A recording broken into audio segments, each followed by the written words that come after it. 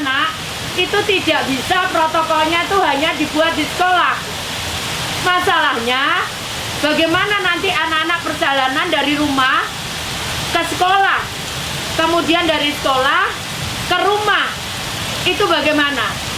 Saya komunikasi dengan Bu Mega, Ibu menyarankan, Mbak, sudah nggak usah istirahat, langsung pulang saja gitu. Assalamualaikum warahmatullahi wabarakatuh.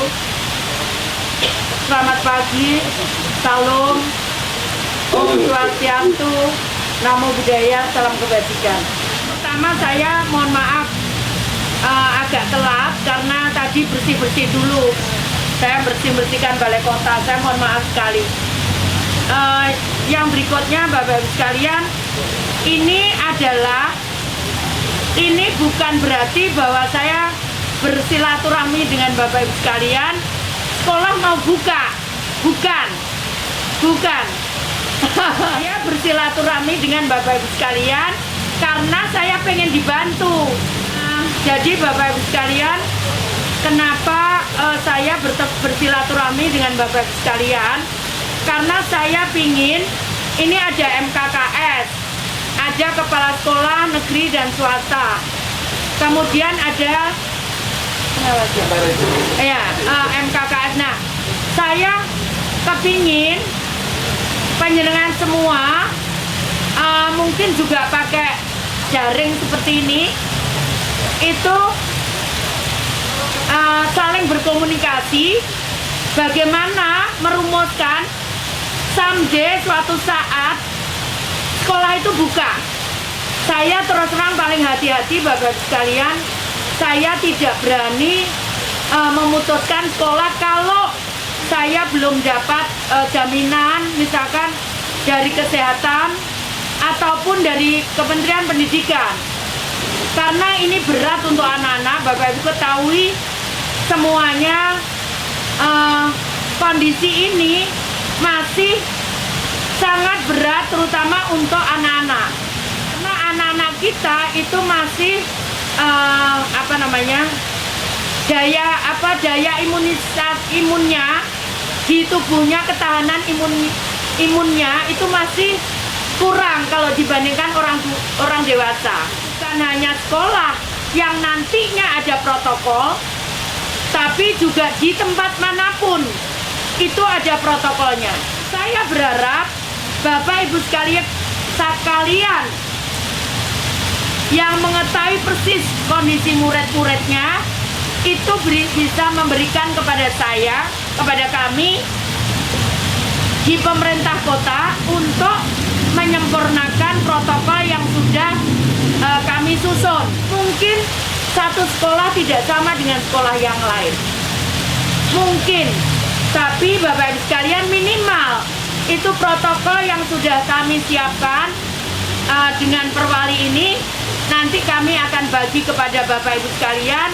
Itu minimal ini. Nanti kalau Bapak Ibu sekalian bisa berimprovisasi, berinovasi, tidak boleh kurang dari ini.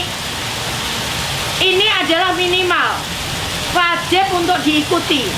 Contohnya misalkan, bagaimana anak-anak bisa social distancing di dalam kelas yang isinya itu 40 anak satu kelas.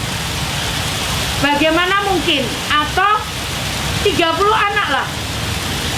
Bagaimana mungkin kita bisa menjaga jarak anak-anak ini? Itu sulit sekali. Karena itu, Bapak Ibu sekalian, saya butuh masukan dari Bapak Ibu sekalian untuk saya sempurnakan protokol ini. Kalau anak-anak itu tidak bisa protokolnya tuh hanya dibuat di sekolah. Masalahnya, bagaimana nanti anak-anak perjalanan dari rumah ke sekolah, kemudian dari sekolah ke rumah, itu bagaimana? Yang kedua, Bapak Ibu sekalian bisa bayangkan nanti kalau misalkan, oke, di kelas kita atur, masuk dia antri jaraknya, masuk kelas antri dia jaraknya bisa kita jaga. Nah, begitu ada istirahat, kita sudah sulit untuk mengendalikan. Jadi salah satu kemarin saya komunikasi dengan Bu Mega, Ibu menyarankan, Mbak, sudah nggak usah istirahat, langsung pulang saja gitu. Itu salah satu contoh bagaimana mungkin bisa mengendalikan bagaimana anak-anak bisa kita jaga social distancing-nya. Saya berharap ini ada juga MKKS. Kalau bisa, bukan kalau negeri ngumpul negeri, bukan gitu. Tapi negeri dengan swasta, sehingga kita tahu fenomena dan masukan apa yang akan kita gunakan untuk keselamatan anak-anak kita. Kita tidak bisa lagi ngomong, Bu, ini sulit. Tidak bisa. Tidak bisa kita ngomong begitu. Kita harus pastikan bahwa semua kita bisa kerjakan. Sekarang ini saya lagi nyicil nyiapkan untuk sekolah-sekolah. Sekarang ini saya juga nyicil nyiapkan ini sabun, ini ngadai sabun saya sendiri loh Pak, untuk anak-anak. Jadi nyiapkan sabun untuk cuci tangan, sabun disinfektan. Saya nanti berharap tiap di depan kelas itu ada desinfektan, sehingga anak-anak dengan mudah. Saya siapkan tempatnya, bukan hanya desinfektannya toh. Kalau dicantolkan itu piye. Jadi saya sudah lakukan itu, karena begitu kita kecolongan, maka itu bisa menyebarnya penyakit banyak sekali, nggak bisa dihitung, Mbak. Surabaya itu dari mula 1 orang, sekarang ribuan orang kena. Saya juga lagi nyiapkan taman-taman ini, kita jaga supaya anak-anak pulang sekolah nggak main ke taman. Susah saya kalau kecolongan, karena harus dijaga semuanya. Nggak bisa, namanya anak-anak. Kalau saya yang salah ya digebuki aja. Tapi kalau anak-anak kan nggak bisa, ya. Jadwalnya saya belum tahu. Kapan bisa sekolah itu masuk, saya belum tahu. Kalau ya, itu 1 minggu sebelumnya, Bapak Ibu sekalian harus membuat edaran ke orang tua. Kalau anaknya kondisi misalkan hangat badannya, terus batuk, terus pilek. Saya batuk tadi kurang minum. Habis bersih-bersih langsung lari-lari ke sini. Keringetan saya gitu. Ini ambilkan minum baru. Nah, jadi harus diberikan surat kepada seluruh wali murid. Tidak boleh orang tua, misalkan anak merengek-rengek mau sekolah nggak boleh, kita harus strict di situ.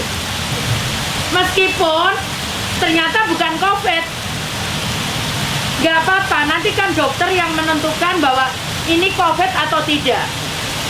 Tapi kalau dia sudah ada gejala itu, langsung tidak boleh masuk. Saya berharap nanti juga para guru gunakan face shield lah. Kalau perlu ya gunakan sarung tangan. Ora apa-apa musim panas pakai sarung tangan. Kan misalkan anak-anak antrinya sebelah kiri. Kalau ada yang batuk itu harus ditempatkan di sebelah kanan. Maksudnya di pintu pagar sebelah kanan. Ada yang nungguin gurunya jarak jauh supaya anak-anak tidak ada masalah. Jadi jangan sampai dijadikan satu dengan anak yang lain. Kan hanya sekedar kita menggunakan masker, cuci tangan, tapi juga